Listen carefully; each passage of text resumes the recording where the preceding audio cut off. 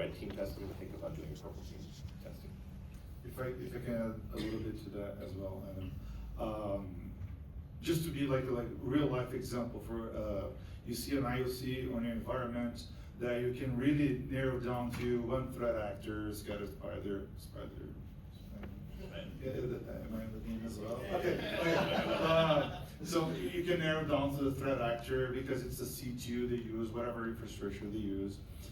And then the follow-up could be, if you want to get ahead of them, what are the TTPs they're really famous for, like exploit, Active Directory, whatever brand of firewall. Do you have those in your environment? What's the kind of fine tuning you can do because of the other TTPs they use, that particular threat actor uses?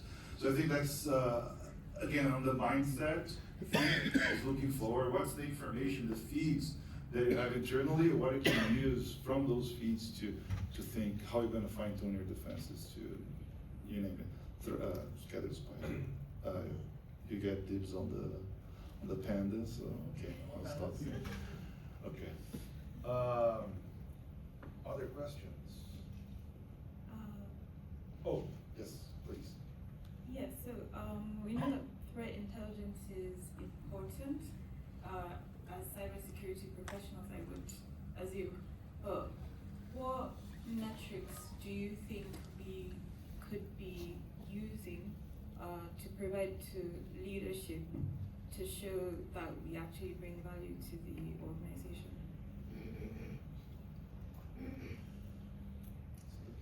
I have that question myself. I think, well, metrics are important, and there are, when I look at metrics, like you can look at the information you get from threat intelligence can connect with other metrics, either to provide like a denominator of, or some type of enhancement to make other metrics better. I still think, though, at the end of the day, threat intelligence is a good storytelling mechanism for executives, and I think you have to have both. And I'm still working on some good metrics. If anyone has some good ones, let me know. But definitely, I think it's, right now I'm looking at it more as an enhancement against some of our existing metrics more than independent metrics and stuff like that.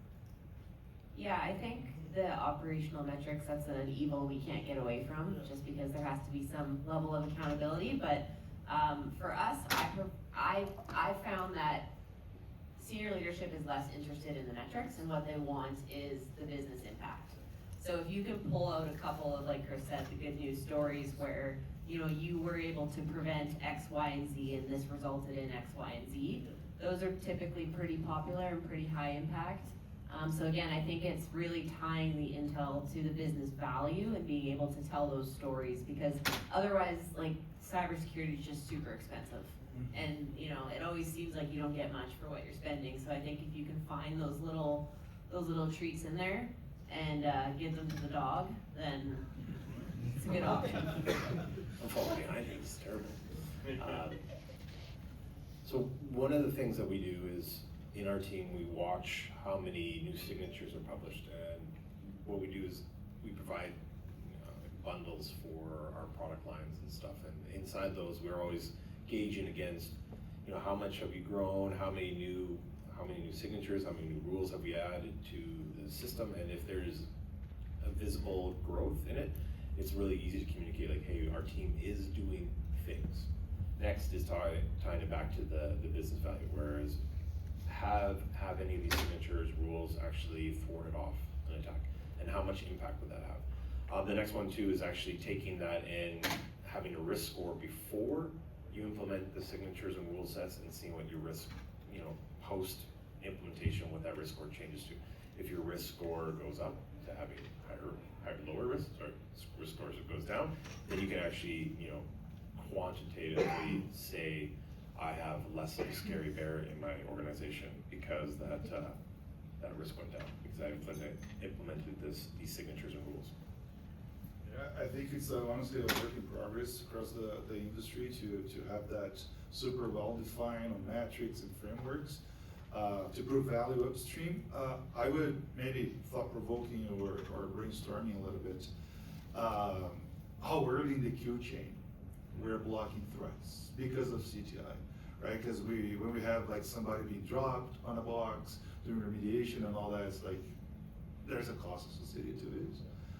If you're just blocking that IP address or whatever hash, whatever, and the perimeter firewall, it's less costly, right? So we're not there, I think, overall, but it could be one of the ways we can improve CTI value upstream.